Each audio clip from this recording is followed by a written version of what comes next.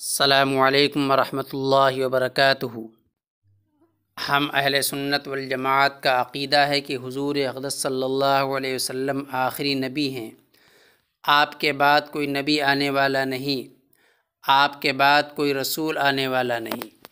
جو بھی رسالت یا نبوت کا دعویٰ کرتا ہے وہ ملعون ہے، دجال ہے، کذاب ہے۔ حضرت علامہ سید انور شاہ کشمیری رحمۃ اللہ علیہ کی عادت مبارکہ تھی کہ جب بھی کسی جلسہ درس یا علمی گفتگو میں مرزا قادیانی کا نام آتا تو آپ کے چہرے پر زبردست جلال آ جاتا، آنکھیں سرخ ہو جاتیں، ماتھے پر شکن چڑھ جاتی اور طبیعت میں ایک عجیب کیفیت پیدا ہو جاتی۔ آپ جب مرزا قادیانی کا نام لیتے تو نام لینے سے پہلے لعین، ملعون، کذاب، دجال، گستاخ، شاتم رسول، مردود، بدطینت، بد فطرت، کافر، مرتد وغیرہ کے الفاظ استعمال فرماتے۔ ایک دن ایک صاحب نے پوچھا کہ حضرت، آپ تو حلیم الطبع اور ٹھنڈے مزاج کے آدمی ہیں، آپ مرزا قادیانی کے لیے ایسے الفاظ کیوں استعمال کرتے ہیں؟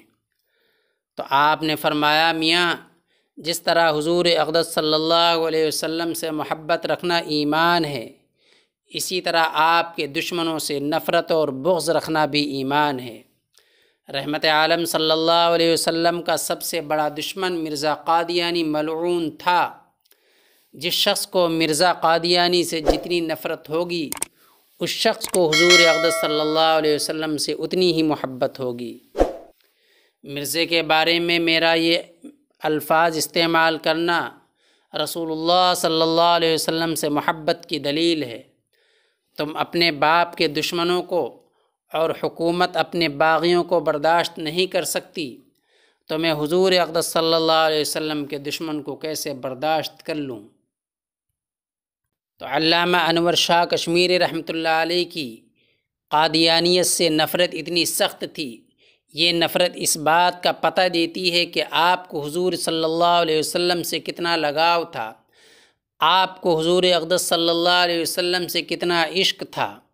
اور حقیقت بات ہے، جس کو عشق ہو جاتا ہے پھر اس سے نفرت کرنے والے بھی اس کو دشمن نظر آتے ہیں اور اس کے دوست نظر آتے ہیں۔